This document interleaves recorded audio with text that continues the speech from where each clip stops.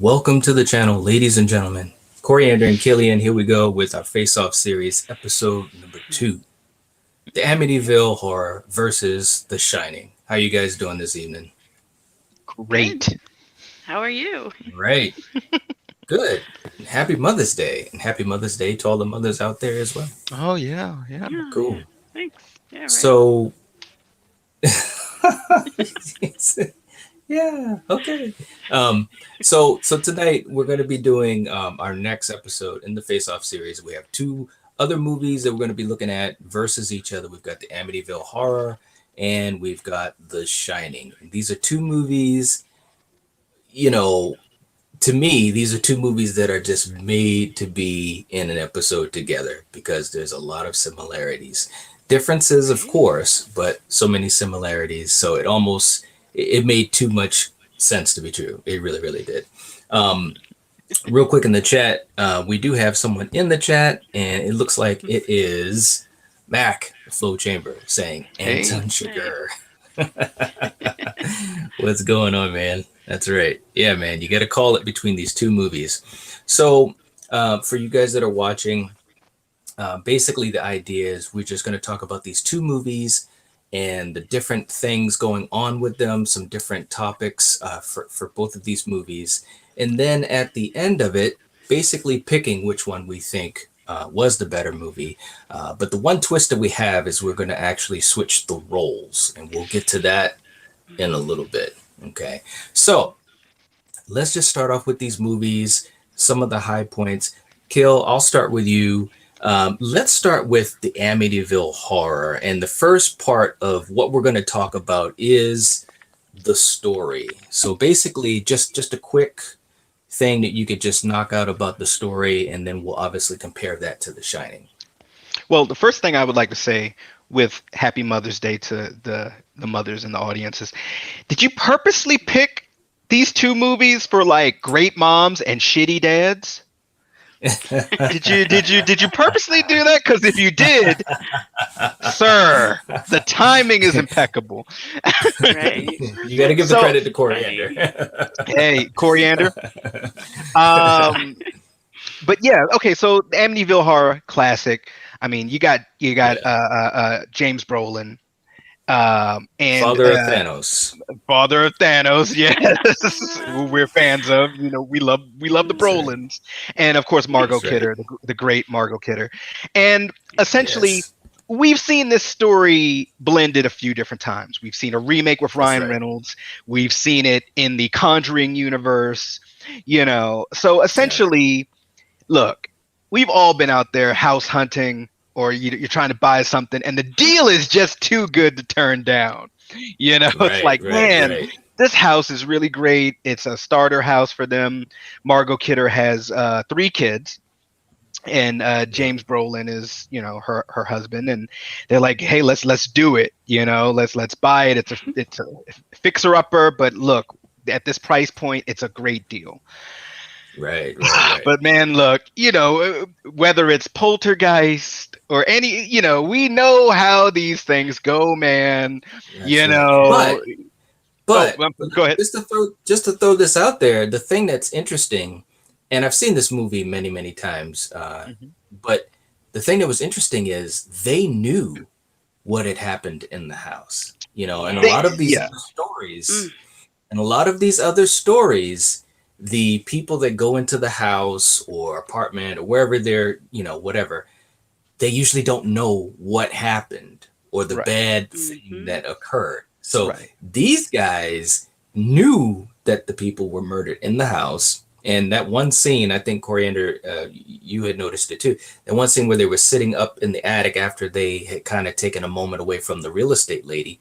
And they sat there and Margot Kidder basically said, do you feel funny about all those people that were killed in this house? And then, Father of Thanos had said, houses don't have memories. People do. So anyways. No way. He's so wrong about that.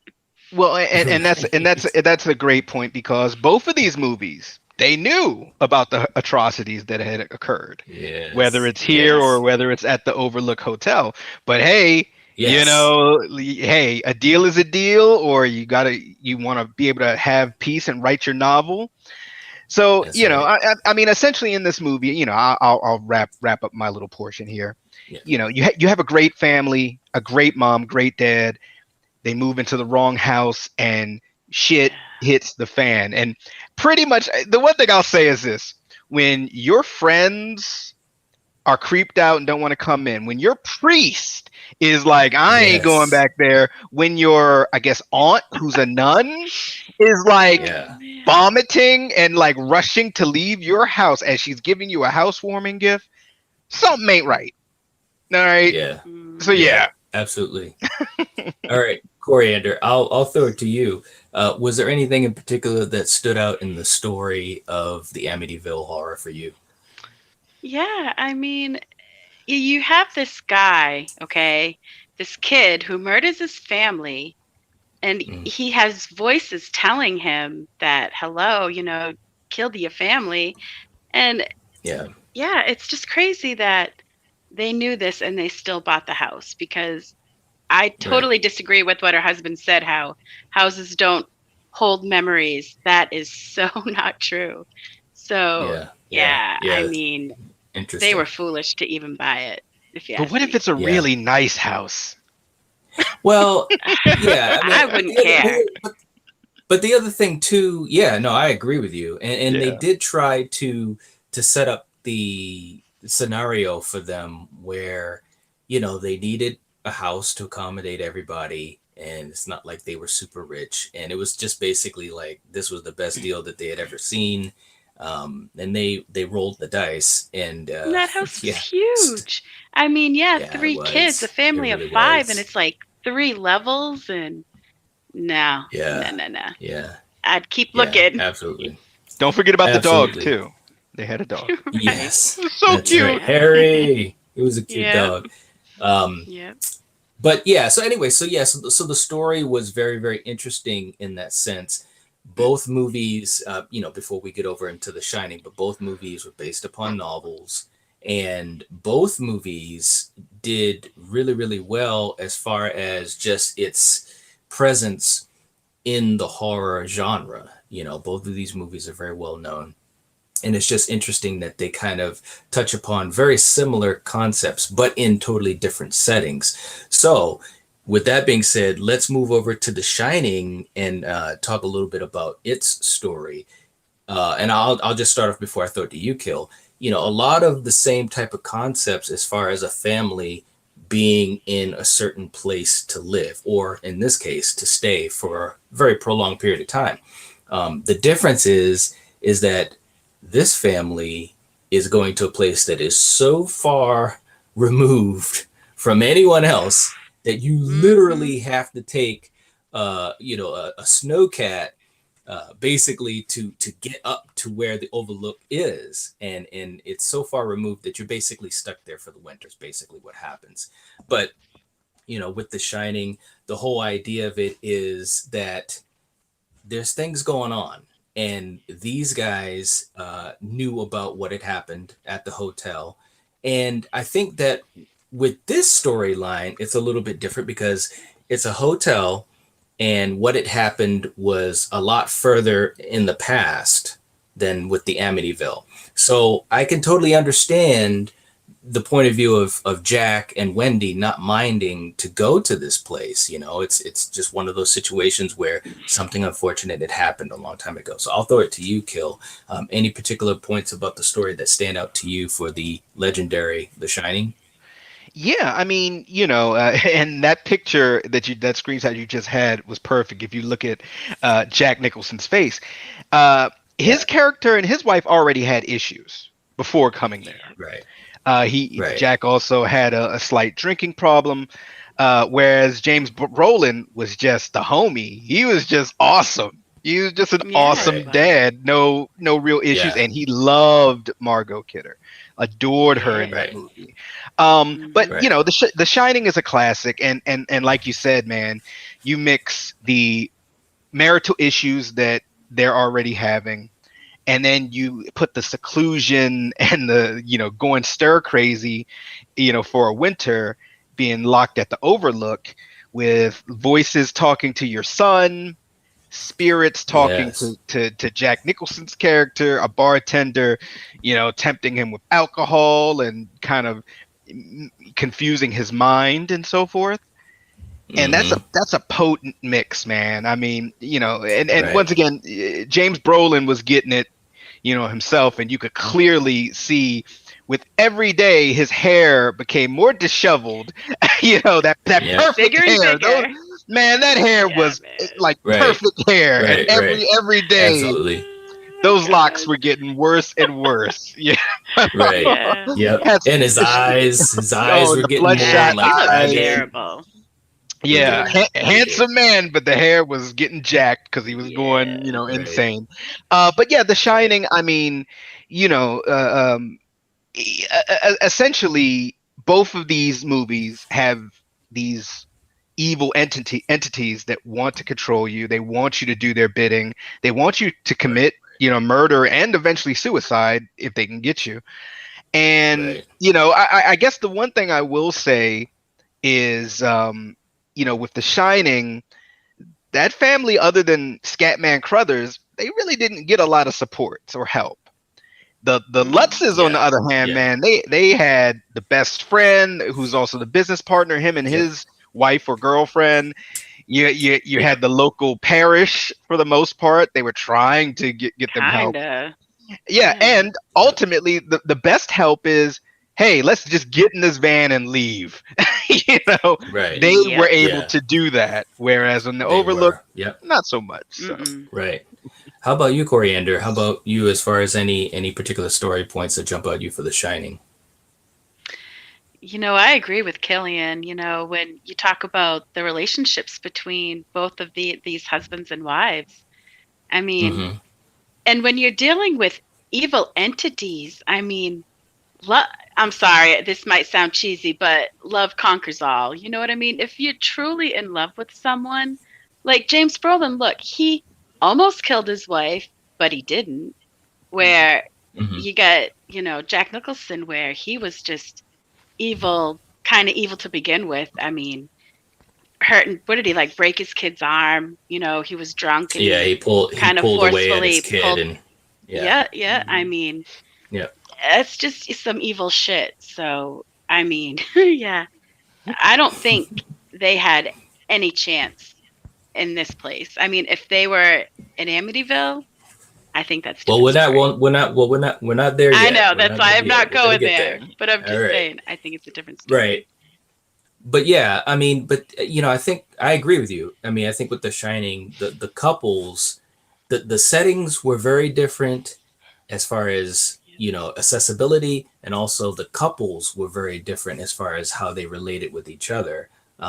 And it was really interesting to kind of see how that played out. And for The Shining, again, that feeling of being so secluded, I think that in and of itself was like another character, because that hotel, I mean, you literally, when you watch the movie, and we've talked about it many times before, but just for this episode, you could feel the coldness, you could feel the tension just walking through the hallways, even in scenes where, like when Wendy was in the kitchen, fixing food, or even scenes when Danny was watching Bugs Bunny and Roadrunner cartoons. It just seemed cold.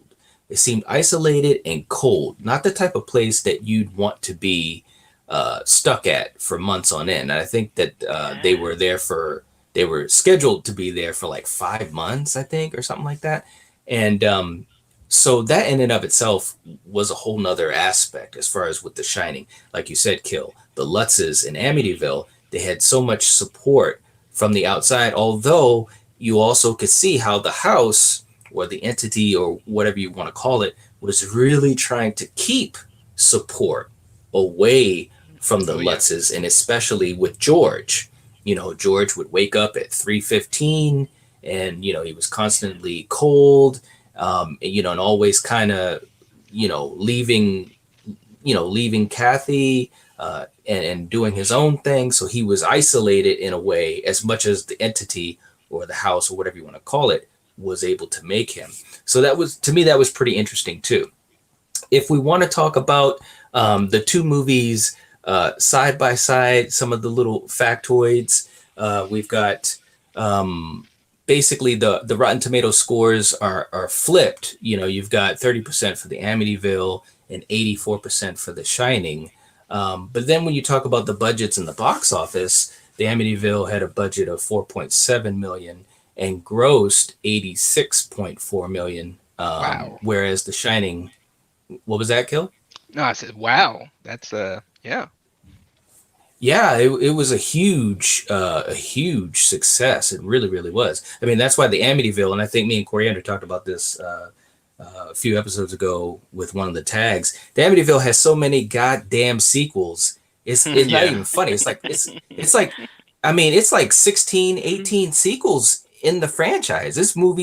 They've got movies that you'll never even know what the title of it is. The Amityville Birds in the Sky. It's just ridiculous shit, because they just, all they had to do is put Amityville in the title, so. But anyways, but with The Shining, they had a budget of 19 mil and grossed $47 million in the box office. So, kind of interesting. But let's go to another part of the story. Let's talk about some of the thrills. And there was definitely some different thrills in both movies. Kill, I'll start with you.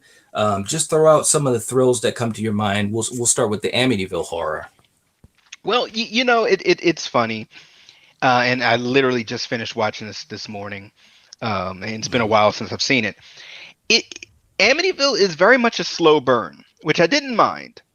And as far as visuals and like showing the entity or showing, a ghost or things that, some of the visuals you got from like The Shining, you really didn't get it that much, in my opinion, in Amityville. I mean, obviously the walls bleeding right there. You got that, and, flies, infesting a room and things of that nature. And, scenes of like glowing eyes or the cat creature giant thing in the window with the glowing eyes or whatever. But you really didn't see too much of the otherworldly or the ghost, per se. You really just got a lot of reaction shots, from the priest or from the girlfriend of his partner or from Margot Kidder or from James Brolin or the kids. Whereas in The Shining, it was a lot of imagery of the dead, the woman in the bathtub, the people, walking the halls, the twins who were bleeding, the bartender, it was just a lot of imagery there. But one thing that's interesting, both of these killers, they love them some axes. Both of these dads, you better axe somebody. They love their axes, man. And it's so interesting when during this comparison, because I'm looking at both the moms and what they went through as far as, to answer your kind of thrills question, because these mothers are really the ones that are kind of the saviors and they're kind of the protagonists, where the husbands are the antagonists. And I gotta say, in my opinion, Margot Kidder was smarter than Shelley Duvall. Now, mind you, Shelley Duvall, automatically, she's kind of away from everything. But Margot Kidder, she went and looked up the microfilm, to kind of see, well, what really went on in this house. And she got to see what the killer looked like. And I was like, oh, crap, it looks like my husband. She went to try to go to the clergy like, hey, he's more than just my priest. He's my best friend. I need him now. Where is he at? Whereas, obviously, Shelley Duvall, she tried to get on the remote radio and, hey, we need help, yada, yada. But, she's more secluded. But the thrills, and I really would like to know what you guys think, because I could just be totally off base here, but I just think, in my opinion, Amityville was not very much visual, but more atmospheric and reactionary with the reactions of, the mom and so forth. Whereas, I definitely agree with that. The Shining. I mean, it's Stanley Kubrick, for God's sake, so he's going to give you some of those distinct cinematic visuals. So yeah, that's what I got. Okay. Hey, real quick in the chat, we got Phil's creepy videos too in the chat saying, "Hey there, horror fans. What's going on, Phil? How you doing, man? Nice to have you in the chat. Thanks for stopping by." So Coriander, I'll throw it to you. Any points in either of the stories, since we kind of went on with the Shining a bit there, but in either story, any thrills that come to your mind when we talk about them? Yeah, I mean, there's that scene where the babysitter, when they're going to, Margot Kidder's brother's wedding, Wedding. and yeah, Right. and she gets locked in that closet, which apparently you need like a key to lock. So, I mean, you can see the blood on the door, and when the light went out and the terror in her voice, I mean, that right there was Yes. a thrilling scene, if you ask me. Mm-hmm. And just like Killian said, with the glowing eyes, I mean, that was creepy too, Yeah, so absolutely. they had some really good, well, not, it is different because with The Shining, Yeah. you could see, like you said, the little girls, you had the chick in the tub. So yeah, you had totally different, but then again, I mean, you got to look, Amityville was like a gateway to hell, where this place was like, wasn't it on top of like burial ground or something Indian like burial that? ground. Exactly. Yep. So that's totally different, things that you're dealing with, if you ask me. You got one thing that it's dealing straight with hell, where the other, sure, they're both can be evil, but, well, they are evil. But one is more extreme than the other, Yeah, I agree with that. Phil in the chat was saying The Changeling is creepier for me. Yeah, The Changeling was a great movie. George C. Scott was totally amazing in that movie, and it was very creepy. One of the scarier like haunted house movies I've ever seen. That was a classic. Good one, Phil. Good one.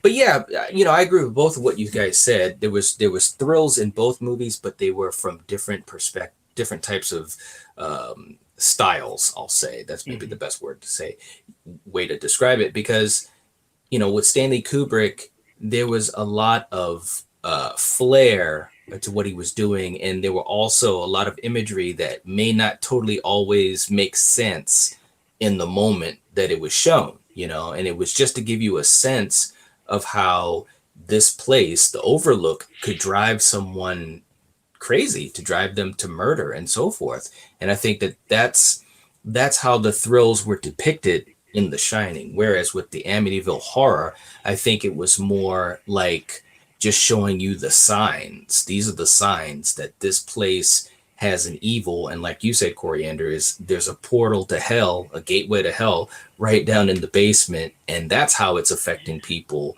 with driving them insane and so forth. So it was just interesting. Both of these movies took some different creative choices to get to that point. But let's do this. Let's talk about switching the roles, because that's the other part of what we're doing with this Face-Off series, to try to hopefully bring more discussion between us, but also to people that watch the video and hopefully chime in the comment section. What if we had the families switched? What if we had the Lutzes that traveled to the Overlook Hotel to stay there for months on end? George took the job as the caretaker and so forth and so forth. And then if we had Jack, Wendy, and Danny moving in to the Amityville house, brand new house that they needed to move into, how do we think that would have changed the story? What do we think the characters would have done and so forth? So, Kill, I'll start with you. How do you think that might have changed things, for better or for worse? Or neutral? It would have been interesting because, George, his transformation took about 12 days.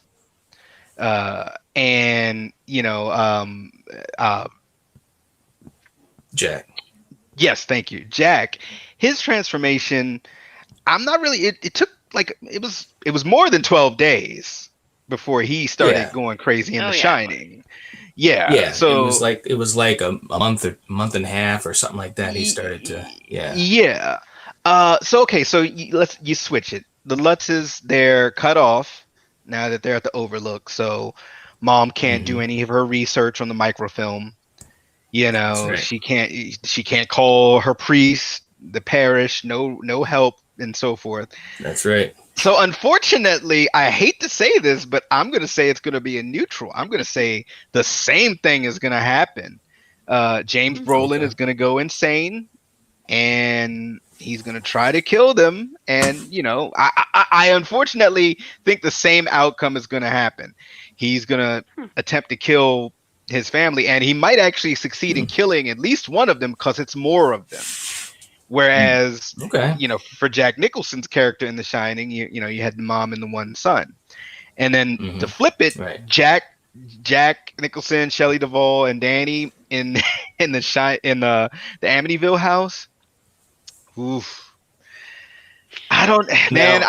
Oh, go ahead. I'm sorry. Go ahead. No, go ahead. No, finish your thought real quick, and then I'll switch. You know, I just kind of look at it, and unfortunately, I'm gonna say Shelley Duvall, her character to me seems like if she wasn't secluded, like in the Outlook, first day, something weird is going on.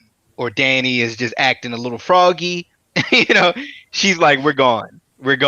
You know, and I think pretty much the same outcome would have happened. Love would have conquered, you know, or at least their version of love, and they would have got out. Okay. All right, I got you. So, what about you, Coriander? What do you agree with that? Because it looked like you didn't really agree with that. What are you thinking?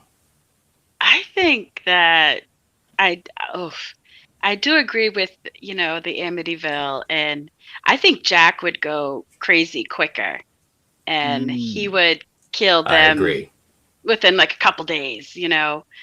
But I think the oh shit, what the hell are their names? The Lutzes go out to the Shining. Yes, I'm sorry. Yeah. Going to the Overlook. I think, like I said, he really loved her.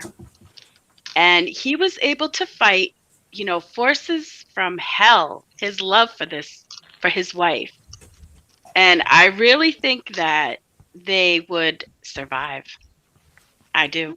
I think the guy who ran the kitchen, he was on his way. He would come and he would save them. And yeah, I think that they would, I think they'd make it. Just like they ran out of Amityville, I think they would make it out of this situation too. That's interesting. Now I have to, and again, for you guys that are either in the chat or for you guys that are watching the replay, please let us know what you think about this type of switch. Let us know what you think of how it would have turned out. And by the way, we do have Mr. Dan in Horror in the chat saying, even the commercial for The Shining scared me as a kid. Absolutely. But I have to agree with you on that one, Coriander, because I think if the Lutzes were at the Overlook, I think that George would not have succumbed to the forces like Jack did.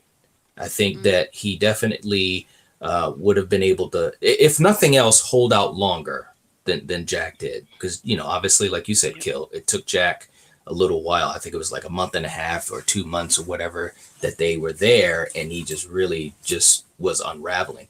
But I also think that the other part of it too is I think Kathy Lutz would have been more a part of saving George, you know, from falling victim to this. I think she would have figured it out quicker, just the way that she was depicted in the Amityville Horror. You know, she was definitely much more in tune. Obviously, she was very spiritual, very religious. Yep. So I think that would have helped her in this situation where they're out in the middle of God knows where in the mountains. And I think Kathy would have definitely come around quicker on this thing and said, look, we got to figure something out. And again, you know, we're switching the roles of just the families. So like you said, Kill, you're still going to have Scatman Crothers, Dick Halloran, who's still going to come to the Overlook to try to check on them and so forth. So I think that also would have helped the Lutzes survive, you know, their stay at the Overlook, all of them. So in other words, unlike Jack, I think George would have survived. But here's the thing, and Coriander, you were saying that with Jack and Wendy and Danny moving into the Amityville horror house, that Jack would have turned quicker than George, right? Mm. Yeah. Yeah. And do you do you think he would have killed them? Yeah, I do. Or would they? Okay, all right, yeah, I have to agree with that. I think that if Jack, Wendy, and Danny were at the Amityville house, I think it would have affected Jack a lot quicker, and I do think he would have killed them. Now, here's the twist upon the twist. Okay, Oh, no. with Jack, Wendy, and Danny moving to the Amityville house, what if Danny still had The Shining?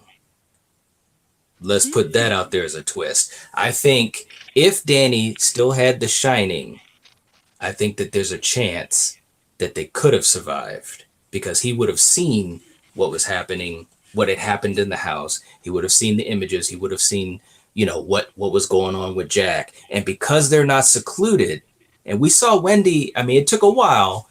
And, part of that was just the way that Shelley Duvall's character was depicted. It took a little while, but we did see Wendy fight back quite a bit, in that third act of The Shining. Fight back in the sense of she had to survive, and her only concern as a great mother, as we've said in the beginning, was for Danny. So I do think if Danny still had the Shining ability, I think that, him and his mother could have survived, because they weren't secluded. There was nothing that kept them there. Whereas with The Shining, they were stuck there. There was nowhere to go.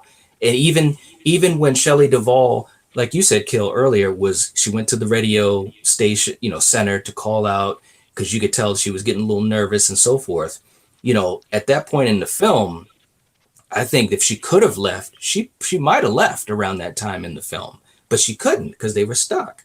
Whereas if they were living in Amityville, at the Amityville house, I think they would have left. So yeah. What do you guys think? Do you think that might have no Coriander? They still would have gotten killed? Even with Danny with the Shining capability? Because she thought his little Shining thing was his little imaginary friend. True. So True. I think he would have changed too quickly for it to. Nope, I don't think that would have mattered. Not in this case. No. What about you, Kill? Well, the one thing I would interject is the mother.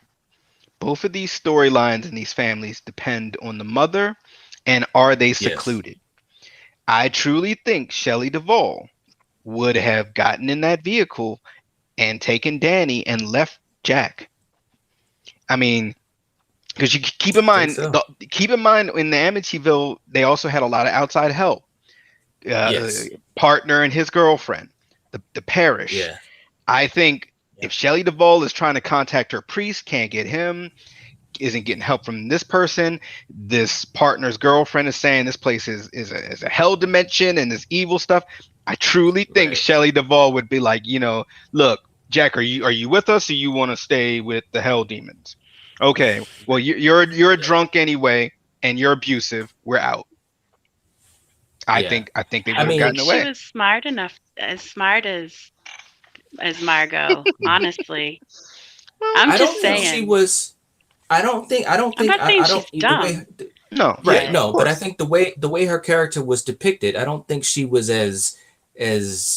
I don't want to use the word smart, but I know what you mean. But yeah. I think definitely Margot was more ready to rock and roll. But I think Wendy Torrance definitely had a really strong mother. What do you call that? Instinct, motherly instinct for Danny. And again, we're just playing around and theorizing. But the fact that they could leave at any time, plus they have outside help. Now we're going to assume that in this version of it, that Jack is at the Amityville house and he has that guy who basically works with him, and then you got the girlfriend that's a clairvoyant. If she was anywhere near Danny, I think that they would have connected, and all that type of stuff. And I really do think that Danny's shining ability could have given him and Wendy the chance to escape the house. I mean, and I didn't really talk about Jack. I mean, obviously we assumed that maybe they could have brought Jack too or whatever, but I think the bottom line is I think that they could have left if Danny had the shining. If they moved there and Danny didn't have the shining capability, I think Jack would have killed him, like you were saying, Coriander. But I think if he had the Shining ability and could see the past, like he had been able to do in the Shining movie, seen the past and seen what was kind of going on with the house, the spirit of the house, I think that would have been a big warning, and they would have, like you said, driven off in the van. That's what I think. Nah. But it's interesting. They'd be dead. It's interesting. It's interesting to think about for sure, because it's interesting. But nah. I mean, I'm sorry, but no. Yeah. That's just my opinion. Just like you have. So yours. You think Jack? You think Jack would have turned in like a night or two or something, or? Well, not a night or two, but I don't think they would have been saved even with his shining ability. Nope. But do you think Danny would have seen I'm sure. house? Oh, definitely. I am so sure that his little shining ability would pick up definitely something. But I still don't think that his mother would. I mean, come on, you're talking about a gateway to hell. Who's going to really believe that? You know what I mean? It's true. And like you said, sure, you had all these people that were trying to help him, but the house was preventing that help. Every time a priest came or the nun, they had to leave because they got sick, or the car was, not working right because something was preventing them from getting there, from helping these people. Right. So I think in the end, nope, I still think that, nope, it would have been too late. All right.